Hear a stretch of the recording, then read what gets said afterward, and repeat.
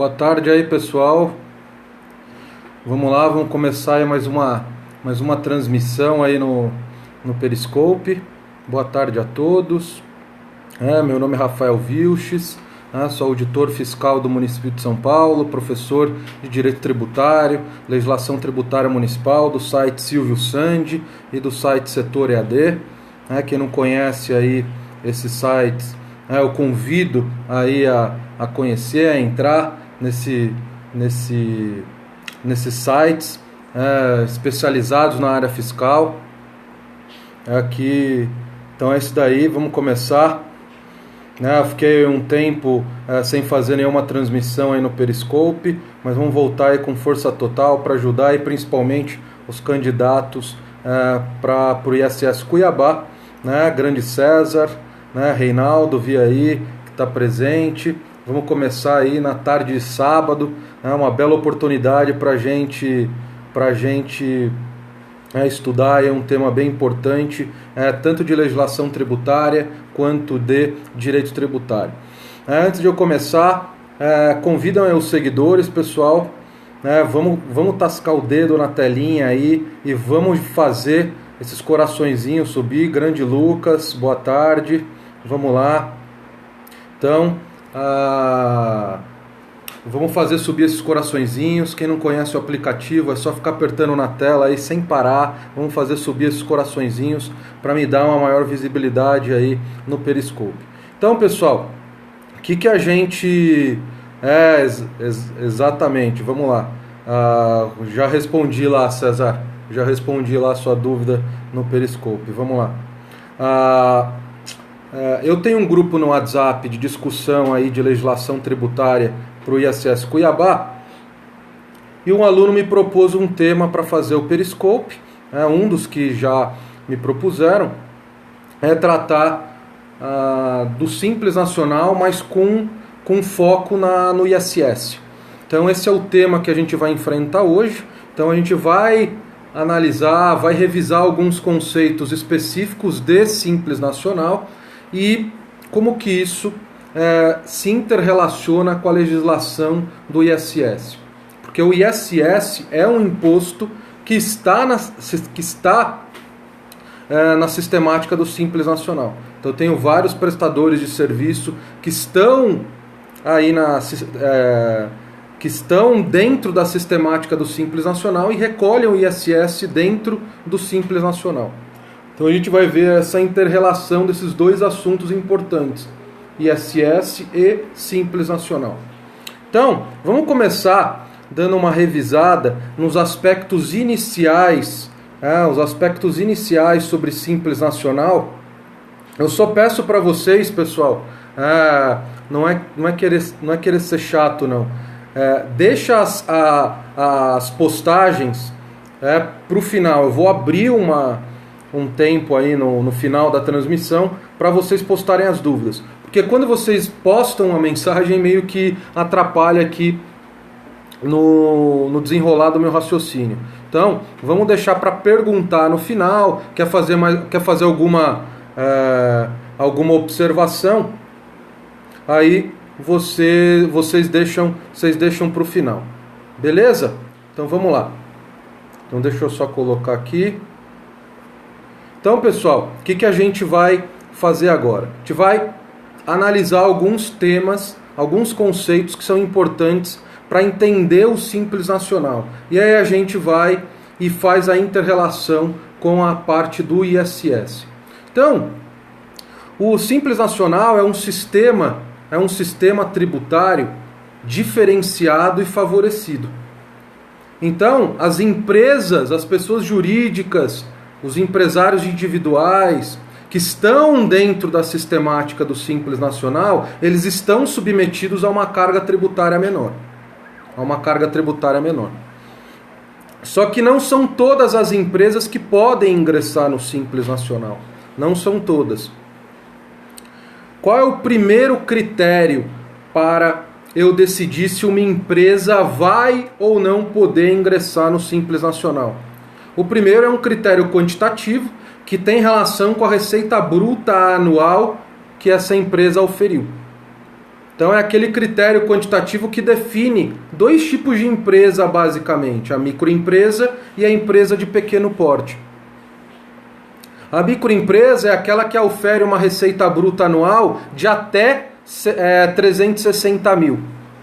E a empresa de pequeno porte é aquela que ofere de 360 mil a 3 milhões e 600 mil. Então hoje, pessoal, na sistemática do Simples Nacional, só pode ingressar empresas que tiveram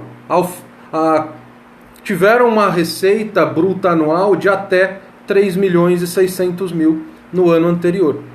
Então, se no ano de 2015 uma empresa oferiu uma receita bruta menor do que 3 milhões e 600 mil, ela tem grandes chances de poder ingressar no Simples Nacional. Por que eu falo grandes chances? Porque esse não é o único critério para você decidir se uma empresa vai ingressar no Simples Nacional ou não. Esse é um dos critérios. E esse é um critério quantitativo, relacionado à receita bruta anual. Porém, há outros critérios para decidir se uma empresa vai ingressar ou não. Então eu posso ter uma empresa que oferiu no ano anterior uma receita bruta anual de menos de 3 milhões e 600 mil e mesmo assim ela não pode ingressar no Simples Nacional. E essas situações, elas estão divididas em 2 artigos importantes lá na Lei Complementar 123. Lá no artigo 3º, parágrafo 4º, depois, se vocês tiverem uma oportunidade, é um dispositivo muito importante para estudar sobre o Simples Nacional, um dos artigos mais importantes e um dos que mais cai em prova é o artigo 3º da Lei Complementar 123. O artigo 3º, ele define, ele estabelece esses critérios quantitativos de receita bruta que eu acabei de falar para vocês, está lá no artigo 3º. E o artigo 3º, parágrafo 4º, ele elenca situações que são impeditivas de uma empresa ingressar no Simples. Está lá no artigo 3º, parágrafo 4º. Eu tenho um vídeo, eu não vou repetir aqui para vocês, eu tenho um vídeo no canal do setor EAD, do setor EAD no YouTube. Eu tenho uma série de vídeos semanais, que eu gravei lá no setor EAD, de direito tributário, que eu trato especificamente sobre Simples Nacional. São os vídeos do número 6 até o número 10. E um desses vídeos eu trato sobre essas situações impeditivas de ingresso no Simples Nacional. Por exemplo, uma empresa que é filial de uma empresa, eu estou falando de uma filial que é filial de uma empresa domiciliada no exterior. Essa empresa, mesmo que ofira uma receita bruta anual de menos de 3 milhões e 600 mil, ela não pode ingressar no Simples. Uma empresa que tenha no seu quadro societário pessoa jurídica, ou uma empresa que participe de outro quadro societário de uma outra empresa, também não pode ingressar no Simples Nacional. Então tem uma empresa que tenha no seu quadro societário pessoa jurídica, ou uma empresa que participe do quadro societário de alguma outra pessoa jurídica. Essas daí não podem ingressar no Simples Nacional, uma situação impeditiva. Então não basta eu analisar o critério quantitativo de oferir uma receita bruta anual menor do que 3 milhões e 600 mil. Então é muito importante, eu aconselho vocês a lerem o artigo 3º, parágrafo 4º e assistirem essa série de vídeos que eu tenho lá no canal do setor EAD no YouTube sobre Simples Nacional. Ok? Principalmente essa parte. Beleza? Então, para eu ingressar no Simples Nacional, eu tenho que se enquadrar nesse critério relacionado à receita bruta anual. Eu não posso me enquadrar em nenhuma dessas situações impeditivas previstas no artigo 3º, parágrafo 4º. E também tem outro dispositivo que despenca em prova, que é o artigo 17. Esse artigo 17, pessoal, ele elenca quais são as atividades que estão impedidas de ingressar, né? Atividades que, caso uma empresa exerça, ela está impedida de ingressar no Simples Nacional. Antes eram muito mais atividades que ensejavam esse impedimento de ingresso no Simples Nacional. Depois da Lei Complementar 147 de 2014, que foi intitulada a Lei de Universalização do Simples Nacional, que revogou praticamente todas as atividades, né? Não todas, há algumas ainda,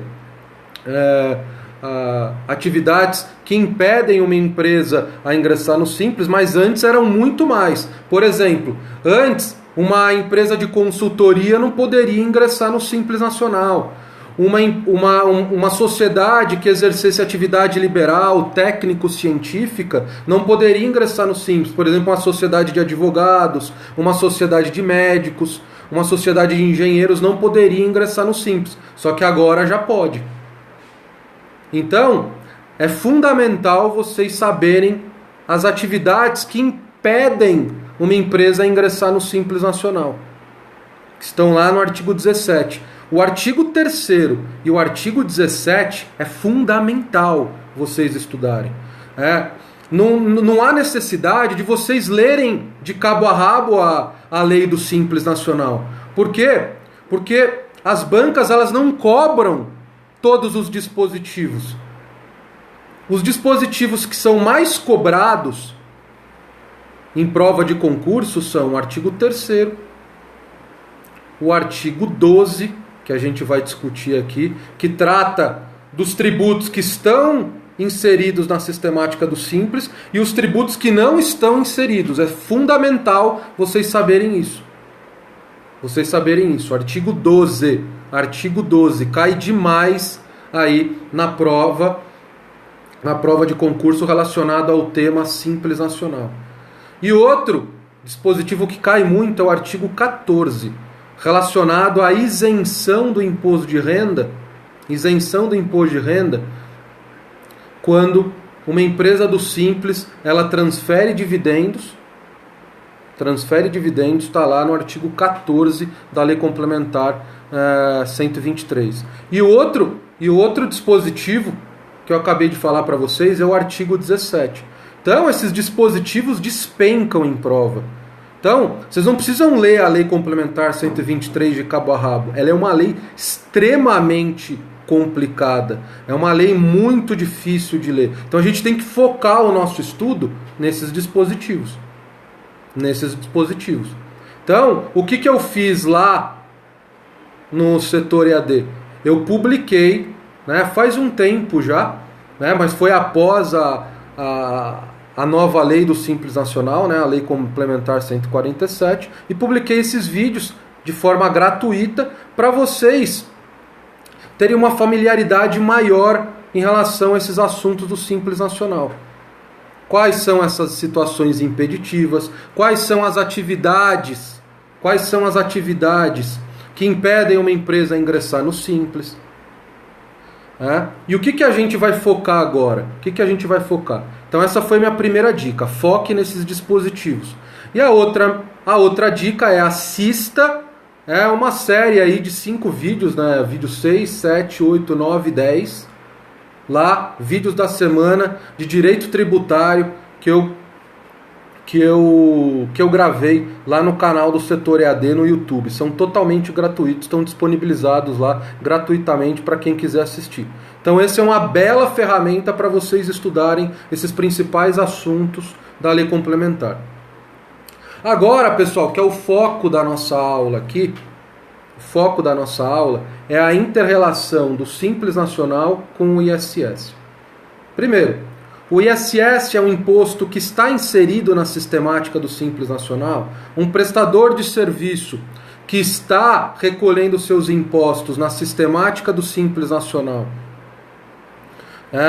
ele paga o ISS dentro dessa sistemática? Sim. Se vocês forem analisar lá o artigo 12, o ISS está lá na parte que o dispositivo elenca em relação aos tributos que estão inseridos na sistemática do Simples. Quais tributos são esses? Quais tributos são esses?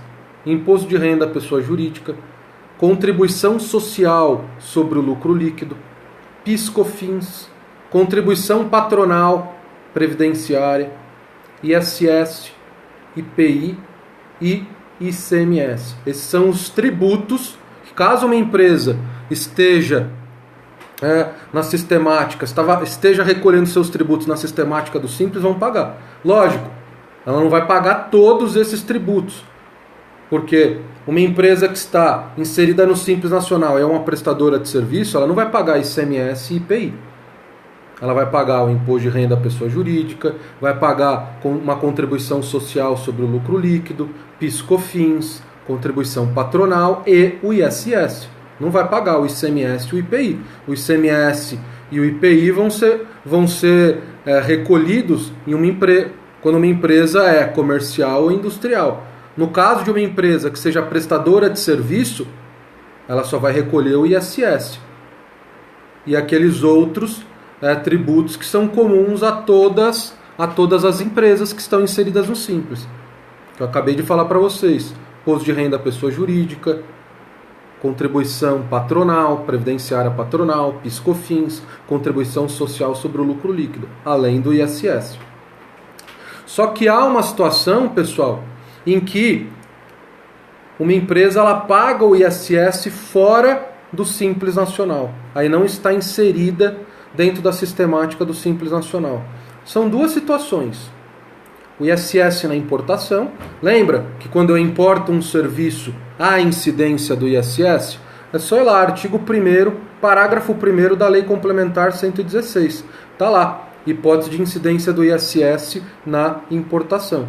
Então eu importo um serviço, eu sou um tomador, estou estabelecido, estou domiciliado em um município do Brasil e tomo um serviço de um prestador de fora, estou importando esse serviço. Incide o ISS? Incide o ISS. Incide o ISS. Ah, mas eu sou uma empresa que está dentro da sistemática do Simples. Esse ISS que você vai ter que pagar, no caso aí, como responsável tributário, a importação de serviços é um caso que gera a responsabilidade tributária do tomador. Quem tem que pagar o ISS é o tomador numa importação de serviço. E esse ISS está fora da sistemática do Simples Nacional. A outra situação relacionada ao ISS que está fora do Simples Nacional é o ISS retido na fonte. É aquele ISS recolhido pelo tomador como responsável tributário. Então imagine uma prestação de serviço em que a lei de um determinado município preveja que é o tomador que vai ser o sujeito passivo aí dessa relação tributária. É o tomador que vai pagar o ISS. Ele vai lá, retém na fonte, recolhe para os cofres públicos o ISS e ele paga somente o valor líquido para o prestador. Se o valor da prestação de serviço, o valor do serviço, o preço do serviço é R$100 e a alíquota do ISS é 5% nesse caso, o tomador ele vai ter que recolher R$5 para esse município e vai pagar para o prestador só R$95. Então o que ele fez? Ele reteve o ISS na fonte, recolheu para os cofres públicos e pagou o valor líquido para o prestador. E aí o que acontece? O tomador ele reteve o ISS na fonte. E como que o prestador vai pagar esse ISS? Porque o prestador que está inserido no Simples Nacional, como que ele faz para pagar os seus tributos todo mês? Ele preenche uma declaração, que é chamado PGDAS, e essa declaração ele vai informar a receita bruta que ele auferiu naquele mês. E sobre essa receita bruta vai incidir uma determinada alíquota, que é o somatório de todas as alíquotas de todos os tributos que estão inseridos no Simples Nacional. Só que, nesse caso, ele teve o ISS retido na fonte pelo tomador. O tomador já pagou o ISS referente a essa receita que ele auferiu. Então, o que ele vai fazer quando ele preencher essa declaração? Ele vai informar que essa sua receita já teve o ISS retido na fonte pelo tomador. Então, ele vai informar para o programa, que vai calcular o valor dos tributos que ele vai ter que pagar, que aquela receita já teve o ISS retido na fonte. Então, o programa não vai aplicar a alíquota referente ao ISS sobre essa receita. Por quê? Com qual objetivo? Para não ter a dupla tributação. O prestador não ser submetido duas vezes à tributação do ISS. Porque então o tomador iria reter na fonte o ISS e o prestador, quando fosse preencher essa declaração para gerar o que a gente chama de DAS, documento de arrecadação do Simples, ele iria pagar novamente o ISS. Então, lá nessa declaração, quando vocês passarem aí pro tão sonhado cargo de auditor fiscal, vocês vão ter uma familiaridade maior de como que é essa declaração. Mas nessa declaração tem um campo lá para ele informar, essa parcela da minha receita, eu tive o ISS retido na fonte. Então, o programa, ele não vai calcular o ISS novamente sobre essa parcela da receita, para que ele não pague novamente o ISS que já foi retido na fonte pelo tomador. Ok?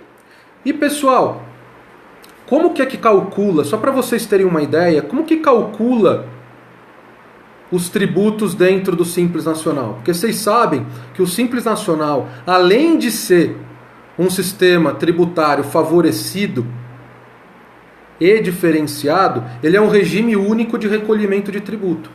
Você recolhe através de um único documento de arrecadação todos os tributos que estão inseridos na sistemática do Simples Nacional.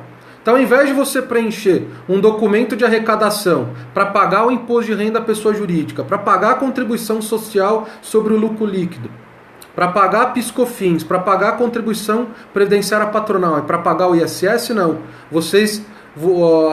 A pessoa jurídica ela só vai pagar um documento de arrecadação, que soma todos os valores desses tributos. Mas aí vocês não podem confundir, o Simples Nacional não é um tributo novo. Ele é um regime de tributação favorecida e é um regime único de recolhimento. Ele não é um tributo novo. Ele aglutina vários tributos que já existem no nosso ordenamento jurídico tributário. O que ele faz é, em um documento de arrecadação único, você paga todos esses tributos. É uma maneira de você facilitar para essas empresas o cumprimento das suas obrigações tributárias, tanto principal quanto acessória. Ok? Então, como que é que funciona, pessoal? Eu tenho lá, estou lá no Simples Nacional, né, sou um prestador de serviço, e os prestadores de serviço, pessoal, eles vão utilizar para calcular os seus tributos o que eu chamo de anexo 3. Depois vocês vão lá, digita no Google Lei Complementar 123 e acessa essa lei e vão lá na parte dos anexos. Vocês vão ter lá 6 anexos, que são tabelas, que tem lá as colunas referentes a cada um dos tributos referentes a esse anexo. O anexo 3, ele é específico para os prestadores de serviço em geral. A regra geral é que os prestadores de serviço que estão submetidos ao Simples Nacional, estão aí na sistemática do Simples, eles vão utilizar o anexo 3 para calcular os seus tributos. Lógico que quem vai fazer isso por eles vai ser essa declaração que eu falei para vocês, chamada de PGDAS. Então, no anexo 3 é uma tabela que eu tenho algumas colunas, e cada coluna é um tributo. No caso do anexo 3, tem lá imposto de renda, pessoa jurídica, contribuição social sobre o lucro líquido, PIS/COFINS, contribuição patronal e ISS. Por que não tem IPI e ICMS? Porque aqui a gente está falando, né, de prestadores de serviço. E aí, as linhas dessa coluna são faixas de receita bruta dos últimos 12 meses. Porque o que vai indicar, o parâmetro utilizado para eu fixar as alíquotas que serão utilizadas para o cálculo dos tributos inseridos no Simples, é a receita bruta dos últimos 12 meses. E aí você vai verificar qual é a receita bruta dos últimos 12 meses dessa pessoa jurídica, vai localizar ela em uma dessas faixas dessa tabela e vai verificar quais são as alíquotas de cada tributo que vão ser utilizadas no cálculo desses tributos. Então tem lá a receita bruta até 3.600.000, que é o limite para uma pessoa jurídica, né, utilizando aí o critério quantitativo, para ela continuar no Simples Nacional. E aí o que eu vou fazer? Eu vou pegar a receita bruta auferida para uma determinada empresa, para um prestador de serviço, em um determinado mês. Essa receita bruta vai ser a base de cálculo, que é a base de cálculo de todos os tributos que estão inseridos no Simples Nacional é a receita bruta. Ah, professor, até o ICMS? Até o ICMS. Ah, até o ISS? Sim. E o imposto de renda, que é o lucro, também vai ser a receita bruta. Então aqui é uma maneira simplificada de eu calcular os tributos, através da receita bruta, através do faturamento. Então eu vou pegar a receita bruta que uma determinada empresa auferiu em um determinado mês e eu vou aplicar uma alíquota. E essa alíquota vai ser a soma de todas as alíquotas que estão ali no anexo 3. Aqui a gente está estudando especificamente os prestadores de serviço. Então eu vou pegar todas as alíquotas de cada um dos tributos referente a uma determinada faixa de receita bruta dos últimos 12 meses. Vou pegar essa alíquota e vou aplicar na receita bruta mensal de uma determinada empresa. E aí eu calculo a soma dos valores dos tributos que estão inseridos no Simples Nacional para o prestador de serviço. E aí esse valor vai estar num documento de arrecadação do Simples que a pessoa vai recolher. Todo mês até o dia 20 ela tem que recolher. E dentro desse valor, dentro da soma desse valor, está lá o ISS. Está lá o ISS. Pessoal, tem um vídeo, eu não lembro o número, mas tá lá entre o vídeo 6 ao vídeo 10, tem um vídeo que eu dou um exemplo prático de como é feito o cálculo dentro do Simples Nacional. E aí vocês vão entender melhor como que é a sistemática de cálculo, o que é uma receita bruta dos últimos 12 meses, qual é a base de cálculo, né? Eu explico de forma mais detalhada a receita bruta, o que eu posso deduzir, desconto incondicional, venda cancelada. Então, tem um vídeo lá que eu trato melhor, de forma mais detalhada, sobre essa sistemática de cálculo dentro do Simples Nacional. Mas o que eu quero que vocês entendam quais são as situações do ISS que estão fora do Simples Nacional, ISS na importação e o ISS retido na fonte. Né? O ISS retido na fonte pelo tomador está fora, é pago fora da sistemática do Simples Nacional. A outra coisa que eu quero falar para vocês, pessoal, é em relação ao sublimite. O que é o sublimite? A gente já viu que o limite para eu ingressar no Simples Nacional é 3.600.000. Então uma empresa que aufira uma receita bruta anual acima de 3.600.000, com certeza ela não vai poder ingressar no Simples. Ok? Então esse é o limite geral para você ingressar no Simples a título de receita bruta anual. Só que tem alguns estados que para o cálculo do ISS e do ICMS adotam sublimites. São os enquadramentos diferenciados por estado em relação ao Simples Nacional que a Constituição possibilita. Se vocês forem lá no artigo 146, se eu não me engano, a linha D, em alguma daquelas alíneas, né? Acho que é algum parágrafo, não lembro agora de cabeça, pessoal. Lá no 146, que trata do Simples Nacional, vai ter lá um dispositivo que possibilita o legislador criar sublimites para o Simples Nacional. E aqui eu estou basicamente direcionando esse Periscope para o pessoal que está estudando para o certame ISS Cuiabá, para auditor fiscal do município de Cuiabá. Eu vou utilizar como exemplo o estado do Mato Grosso. O estado do Mato Grosso é um dos estados que utiliza sublimite.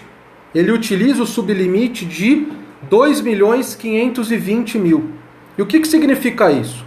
Então uma empresa, vou dar um exemplo prático para vocês entenderem como que funciona essa questão do sublimite. Então eu tenho uma empresa que é prestadora de serviço, está lá no município de Cuiabá. E ela vai ingressar no Simples Nacional.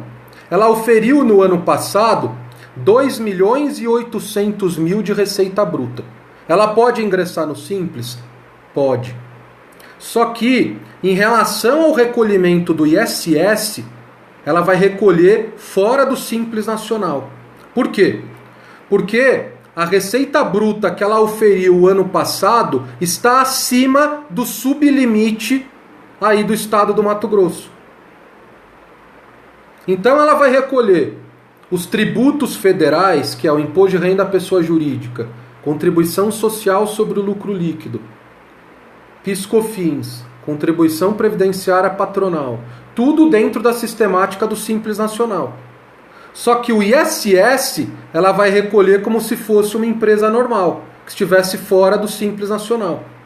Por quê? Porque ela auferiu no ano passado uma receita bruta anual acima do sublimite utilizado pelo estado do Mato Grosso.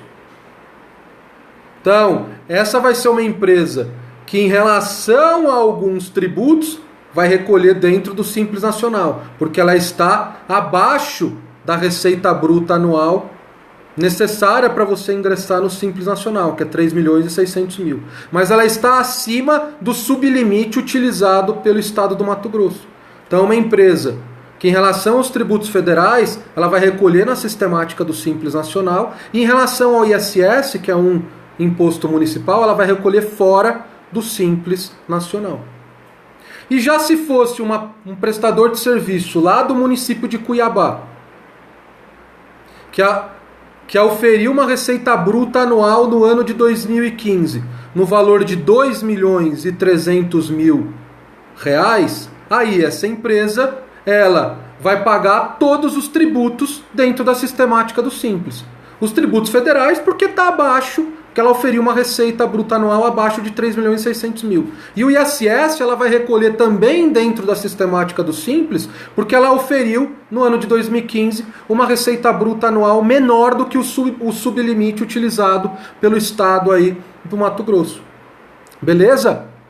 Então, essa era uma coisa que eu queria tratar com vocês. A última coisa que eu quero tratar com vocês é em relação a um subsistema de tributação que há dentro do Simples Nacional. É um sistema de tributação mais favorecido ainda do que o sistema aplicado a microempresas e às empresas de pequeno porte. É o caso dos microempreendedores individuais. Os microempreendedores individuais, pessoal, eles pagam um valor fixo mensal, independentemente da receita bruta efetivamente auferida. Só que, para um empresário individual poder se enquadrar como microempreendedor individual, ele não pode auferir uma receita bruta anual acima de 60.000 ou 5.000 mensais. Se ele auferir uma receita bruta anual acima de 60.000, aí ele vai sair desse subsistema de tributação chamado MEI e vai começar a recolher os tributos como se fosse microempresa. Só que não são todas as atividades que há possibilidade de um empresário individual se utilizar desse subsistema. Ah, mas quais atividades é essa? Pessoal, uma longa lista, isso não é importante para a prova. quais são as atividades que podem ser tributadas aí pela sistemática do MEI, não é importante. Só que há algumas atividades que eu posso ingressar como microempreendedor individual e há outras que não.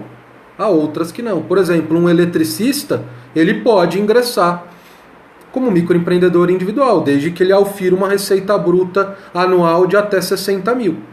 E aí, ele vai pagar um valor fixo que hoje é em torno de 40 e poucos reais. E esses 40 e poucos reais, que é um valor fixo, ele pode não auferir nada de receita ou auferir 60 mil num determinado ano, que ele vai pagar 40 e poucos reais todo mês. Todo dia 20 ele vai lá, tem que pagar esses 40 e poucos reais. É independente da sua receita efetivamente auferida. Então por isso que é um sistema mais simplificado ainda do que o caso das microempresas ou das empresas de pequeno porte. E o microempreendedor individual, que é um prestador de serviço, ele paga uma parte referente ao INSS e uma parte referente ao ISS, que é R$ 5,00. E outra parte é referente ao INSS. Normalmente esse cálculo é feito para saber qual é o valor de INSS que ele vai recolher em um determinado ano. Não, isso é publicado, ele consegue imprimir isso, ele não faz esse cálculo.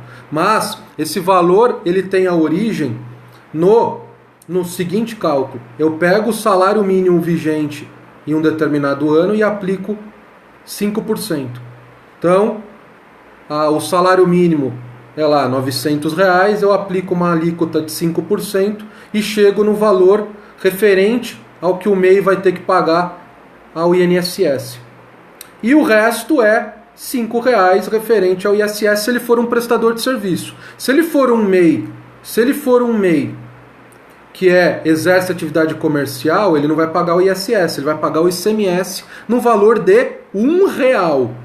Olha como os estados gostam do MEI. É R$ 1,00 e o resto é INSS. Ok? E esse valor referente ao INSS, eu pego o salário mínimo, calculo 5%, eu acho todo ano qual é esse valor de INSS. E esse valor de ICMS e de ISS não varia, pelo menos não variou até hoje. É R$ 1,00 de ICMS ou R$ 5,00 de ISS, a depender de qual é a atividade, que esse microempreendedor individual ele exerce. Ok, pessoal? Eu vou liberar aqui o bate-papo. Deixa eu liberar aqui para vocês. Espera aí.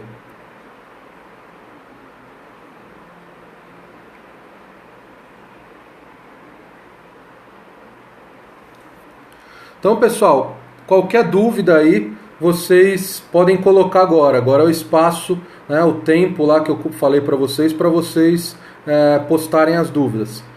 Qualquer dúvida aí que vocês tiverem, é só postar aí. Grande Márcio. Pessoal, siga aí o Márcio Albuquerque, que acabou de entrar aí. É um professor aí de Direito Administrativo.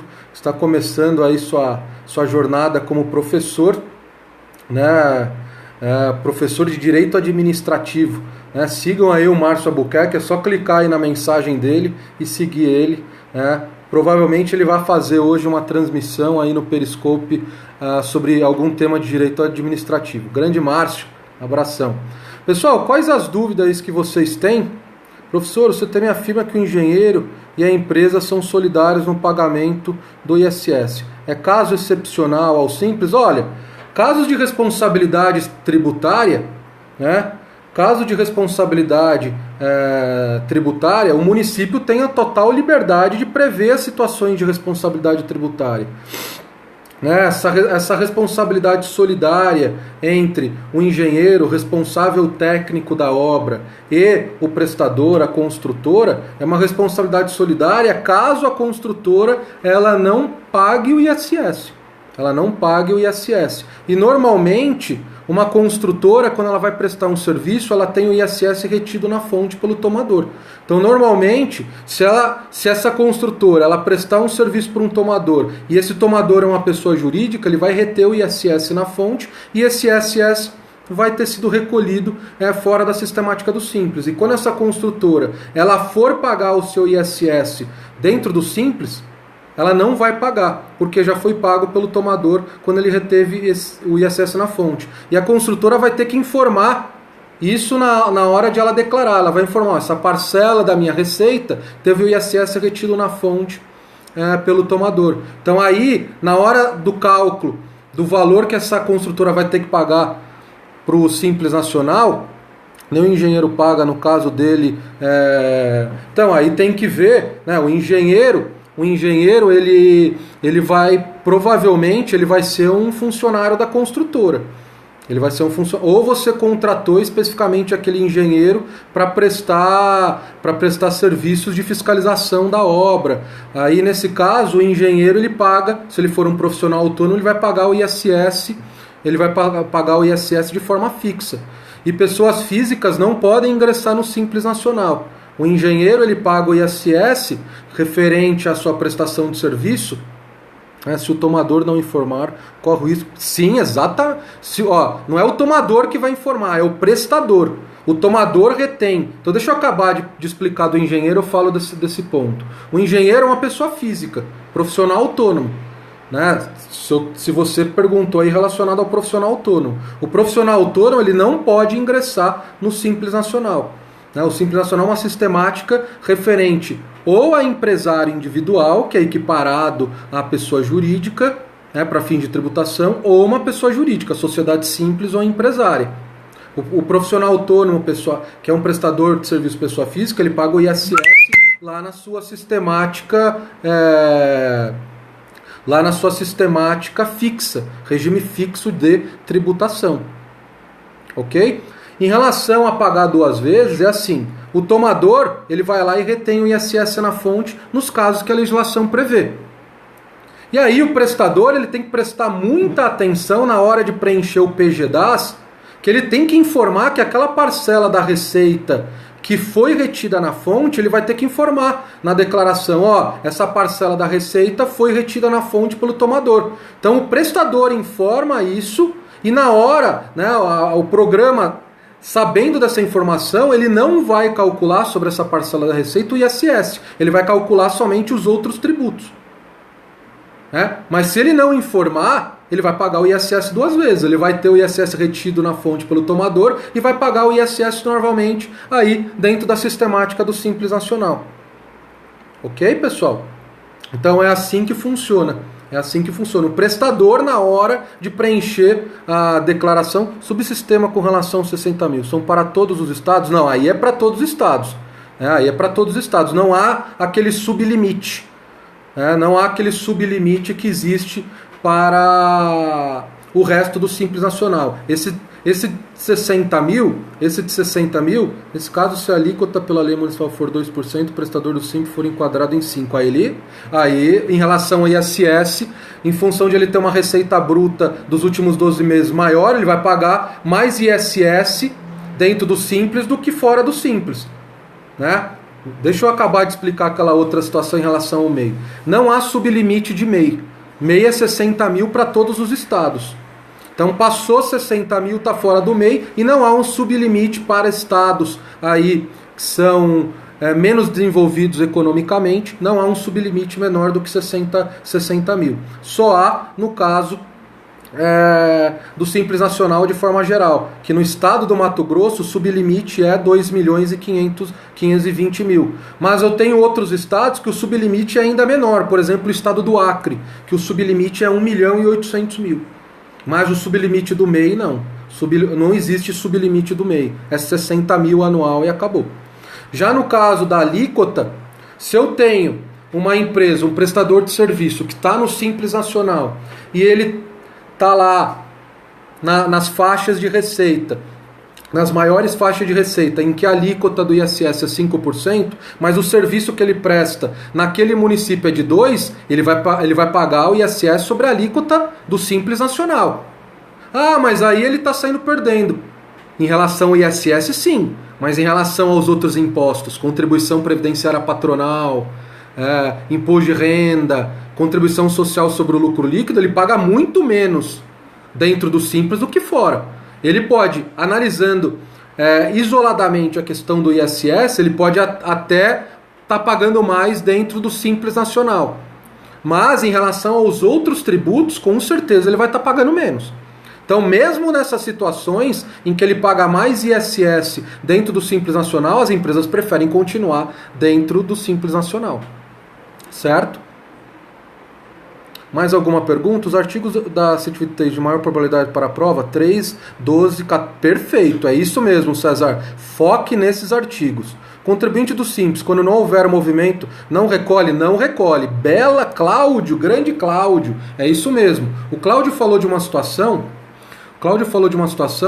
que lá no município de Cuiabá, agora com foco na legislação de Cuiabá, tem uma declaração que é a Declaração Eletrônica de Serviço.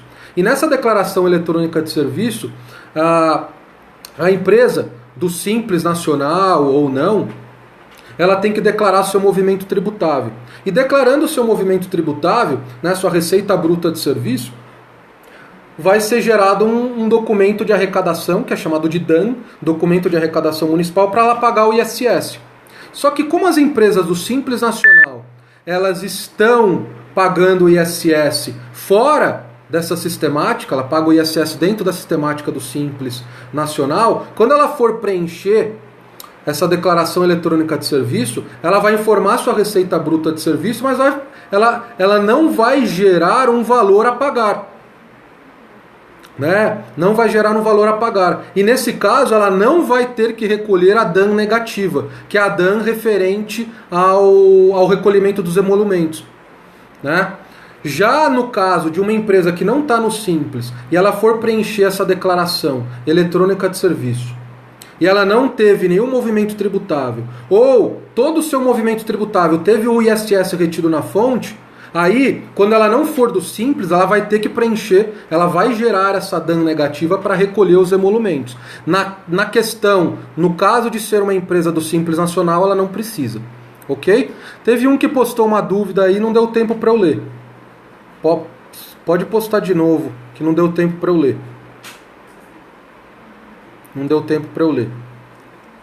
Eu não lembro qual era o nome da pessoa.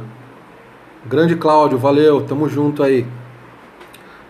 Qual era a dúvida que postaram, eu não consegui ler? Sublimite, sublimite a matéria, né? Grande Pedro. Sublimite a matéria da Lei Complementar 123. Só que aí tem lá umas regrinhas relacionadas ao PIB, né? Eu tenho lá o PIB nacional e o PIB de cada estado. Se o PIB de cada estado for menor do que 1% do PIB nacional, aquele estado pode optar, aí é uma opção do estado adotar o sublimite. Aí sai uma resolução do comitê gestor do Simples Nacional enquadrando aquele estado no sublimite. Mas esses sublimites de 2.520.000 e 1.800.000 é matéria de lei complementar. Só que aí os estados têm que se enquadrarem na situação de poder utilizar o sublimite, eles têm que optar. Porque se ele não optar, ele pode continuar utilizando o limite genérico, que é o de 3.600.000. Mas o sublimite sim está lá previsto na lei complementar 123. Mais alguma dúvida? Mais alguma dúvida aí, pessoal?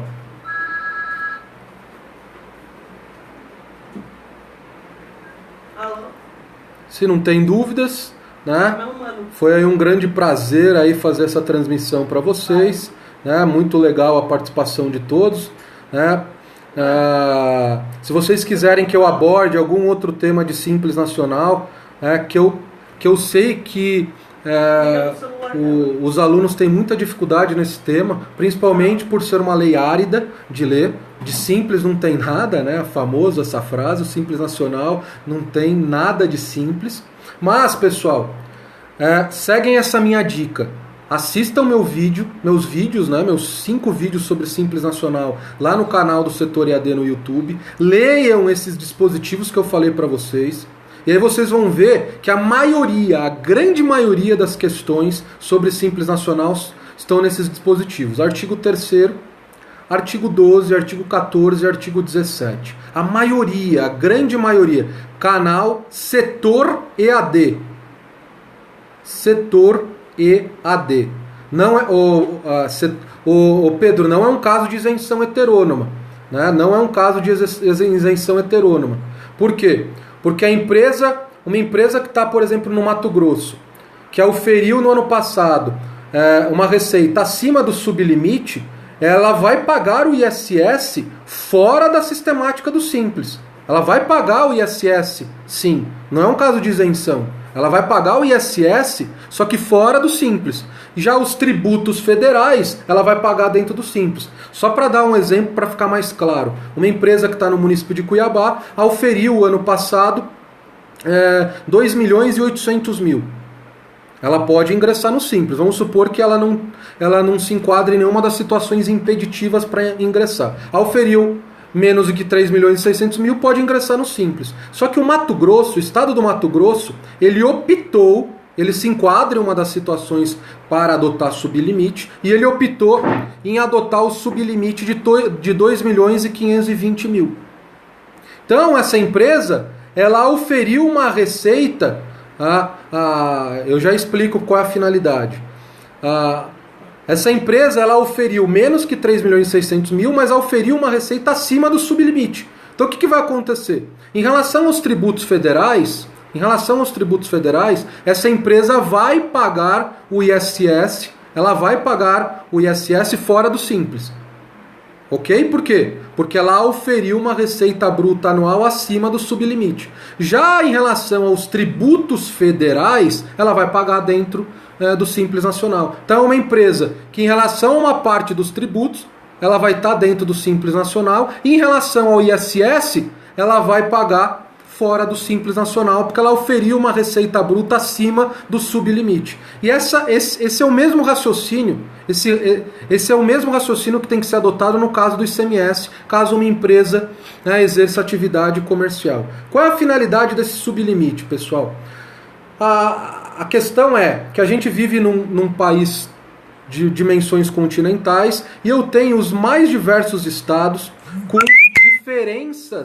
diferenças em relação ao desenvolvimento econômico. Então, se eu adoto um limite genérico para ingresso no Simples, vai ter estados que todas as empresas vão estar no Simples Nacional. E aí, o objetivo é ter esse enquadramento diferenciado, esse sublimite. Ok? Então, estados como Acre e Mato Grosso, que adotam esses sublimites, uma empresa ela vai poder estar no Simples Nacional para os tributos federais. Mas em relação aos tributos que são subnacionais, ISS e ICMS, aí, se essa empresa auferir uma receita bruta acima desse sublimite, em relação ao ISS e ICMS, vão ser recolhidos fora do Simples Nacional. Exatamente, para adequar aí as características de cada região, de cada estado, em relação ao desenvolvimento econômico. Esse que é o objetivo de ter esses sublimites. Ok, pessoal? Só vou fazer aí uma propaganda, né? Deixa eu fazer o jabazinho, o merchan para vocês. Quem está estudando aí para o ISS Cuiabá, aí o certame para auditor fiscal do município de Cuiabá, eu tenho dois cursos, eu estou ministrando o curso de legislação tributária em dois sites. O site Silvio Sandi, www.silviosandi.com.br, e no setor EAD. Aí vocês veem lá qual que vocês acham melhor, no Silvio Sandi ou no setor EAD. Mesma carga horária, mesmo curso, aí vocês dão uma olhada lá, é o mesmo curso. Aí tem uns que preferem o Silvio, tem outros que preferem o setor EAD, porque dá para fazer o download do vídeo, tem outros que preferem o site do Silvio Sandi. Aí é uma decisão sua, né, pessoal? E aí vocês vão lá, eu gravei exatamente o mesmo curso, é o mesmo material, o mesmo curso. Aí vocês decidam lá qual o curso que vocês vão fazer. É um curso de teoria e de exercício, eu resolvo muito exercício. Eu desenvolvi muita questão inédita no formato de assertiva, que facilita o comentário, facilita o estudo, focado na legislação de Cuiabá, focado nos principais pontos do CTM de Cuiabá, Lei Complementar 43, e também em relação à parte do sistema tributário lá da Lei Orgânica do município de Cuiabá. Então, dê uma conferida aí nesses dois sites, www.silviosand.com.br e no site Setor EAD, www.setoread.com.br. Exatamente. Ok? Então é isso daí, pessoal. Vamos ficar por aqui. Agradeço aí a presença de todos e vamos fazendo aí mais vídeos. Me mandem sugestões, mandem quem quiser algum assunto específico, poder informar o artigo a respeito do... Eu não tenho de cabeça aqui, eu não tenho de cabeça qual é o artigo referente ao sublimite, mas eu acho que está em algum dos parágrafos do artigo 3º. Tá com certeza em algum dos parágrafos do artigo 3º, porque o artigo 3º ele define quais são os limites de receita bruta para eu definir microempresa e empresa de pequeno porte. E no artigo 3º tá com certeza falando sobre sublimite, né? Quais são os critérios para um Estado poder adotar um dos sublimites? A gente tem dois tipos de sublimite, que é o 2.520.000 e 1.800.000. Ok? Então são esses dois sublimites aí. Só para lembrar, pessoal, sigam aí o Márcio Albuquerque, beleza? Sigam o Márcio Albuquerque e o Igor Sintra, que eu vi que ele entrou aí. São dois professores aí do setor EAD. São dois professores aí do setor EAD, o Márcio de Direito Administrativo e o Igor aí de Contabilidade. Ok? Exatamente, o Igor aí, um professor fantástico aí de Contabilidade. Sempre valeu, né? Então, anotem meu e-mail aí, é rafa.vilches, só que o Vilches é com Z no final, @gmail.com, quem puder aí escrever para o pessoal anotar, e aí podem me mandar aí sugestões aí para os próximos temas aí para eu abordar no Periscope. Tamo junto aí, Márcio. Tamo junto aí, abração, bom fim de semana. Então, mandam aí no e-mail que aí eu vou adaptando aí minha programação. Possivelmente eu vá fazer um Periscope sobre essa medida cautelar que suspendeu a cláusula, se eu não me engano, a cláusula 9, alguma cláusula lá do convênio 93 de 2015, que fala lá da emenda constitucional 87, do e-commerce. Eu vou fazer aí um vídeo tratando disso, sobre lá o recolhimento do diferencial de alíquota pelas empresas do Simples Nacional, que fazem aí operações interestaduais para consumidores finais não contribuintes.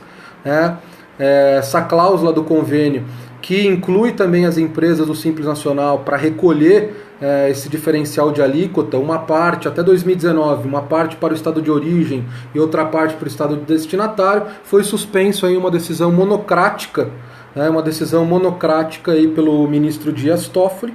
Então, por enquanto, essa cláusula está suspensa através de uma medida cautelar em uma ação direta de inconstitucionalidade. A outra decisão que eu penso em fazer um periscope, talvez eu reúno essas duas importantes jurisprudências recentes, super recentes do STF, também é a questão da quebra do sigilo bancário